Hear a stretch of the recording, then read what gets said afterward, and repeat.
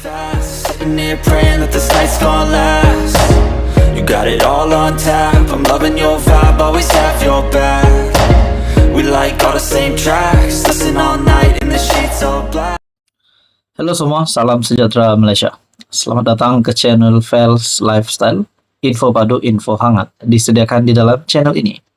Saudara-saudara yang amat dihormati, baru-baru ini kita dikejutkan dengan keadaan Tun Daim Zainuddin yang berkerusi roda dan disahkan sebelah matanya buta.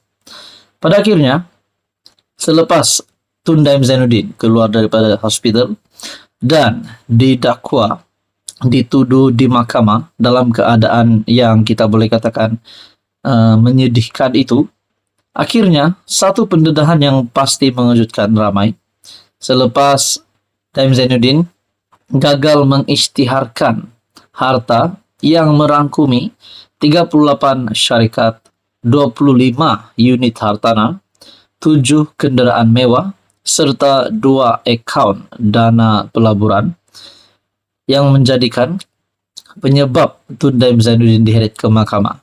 Tetapi rupanya ada satu yang lebih besar di samping perkara ini, yaitu isu Tun Daim Zainuddin yang gagal mengisytiharkan harta. Seorang ahli parlimen membidas. MP bidas Daim, Mahathir lebih dahsyat. Wow. Adakah ini bermakna satu lagi rahasia besar Tun Dr. Mahathir Mohamad sebagai Perdana Menteri dibocorkan atau dibongkarkan? Seorang wakil rakyat kerajaan menempelak dakwaan bekas Menteri Kewangan Daim Zainuddin bahawa kerajaan melakukan pelbagai salah guna kuasa ke atas musuh politik mereka.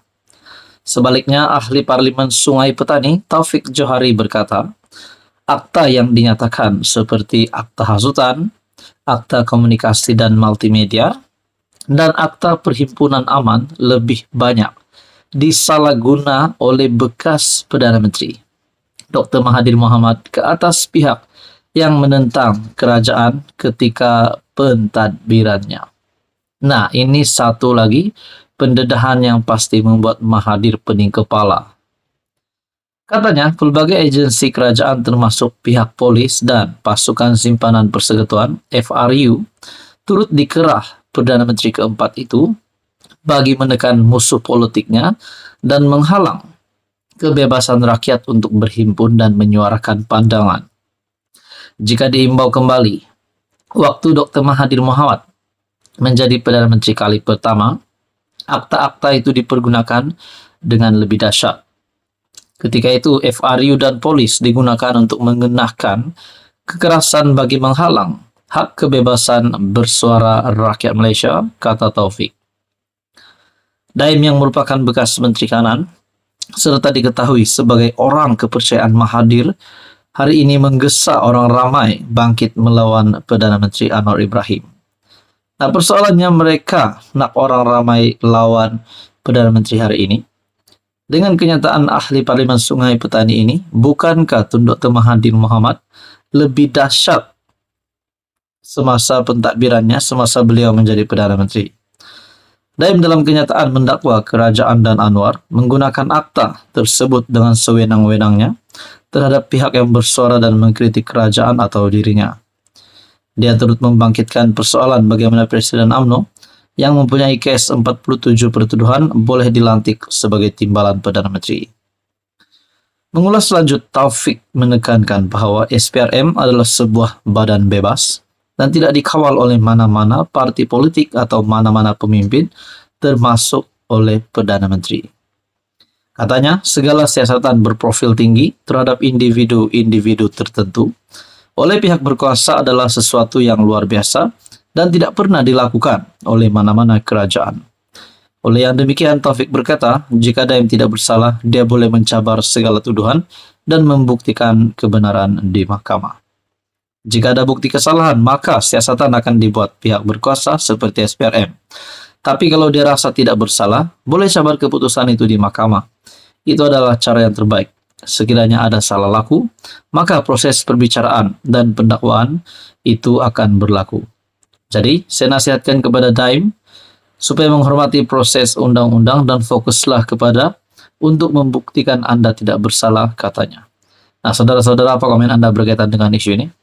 Teruskan bersama di dalam channel ini. Jangan lupa tekan butang like, share, dan juga subscribe. Halo semua, salam sejahtera Malaysia, tuan-tuan dan puan yang amat dihormati semua. Saudara-saudara, ada satu isu hangat berkaitan dengan peralihan sokongan daripada ahli-ahli parlimen pembangkang, yaitu daripada Bersatu, yang mengisytiharkan sokongan terhadap kerajaan perpaduan. Seperti yang kita tahu, setakat ini sudah ada 6 ahli parlimen Bersatu yang menyatakan sokongan terhadap kerajaan, di mana ahli parlimen yang terkini menyatakan sokongan terhadap Anwar Ibrahim adalah ahli parlimen Tanjung Karang, yaitu Zulkifli Hanafi. Nah, susulan sokongan 6 MP ini, kenapa selepas 6 ahli parlimen yang menyatakan sokongan ini, barulah Bersatu pindah perlembagaan untuk menggertak MP yang sokong Anwar? Nah, saudara-saudara, kenapa mereka tidak pindah perlembagaan ini? Sejak daripada awal mula ada MP yang menyokong kerajaan, ada MP daripada Bersatu yang menyokong kerajaan.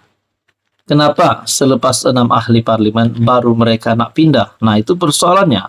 Dan persoalan yang kedua, adakah Bersatu yang telah pindah perlembagaan ini menyadari hakikatnya bahwa terdapat lebih ramai lagi MP daripada Bersatu ataupun Perikatan Nasional yang akan menyokong kerajaan pimpinan Datuk Seri Anwar Ibrahim pada masa akan datang?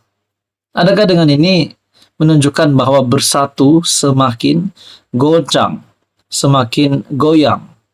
Nah, saudara-saudara, satu artikel daripada Malaysia gini, Bersatu pindah perlembagaan untuk gertak MP sokong Anwar. Seorang wakil rakyat Bersatu menganggap tindakan undang-undang yang diancam untuk dikenakan terhadap ahli parlimen yang ingin menyatakan sokongan kepada Perdana Menteri Anwar Ibrahim hanyalah satu gertakan. Ahli parlimen Gua Musang Muhammad Azizi Abu Naim berkata, tindakan tersebut lebih kepada untuk menghalang wakil rakyat beralih sokongan dengan cara menakut-nakutkan.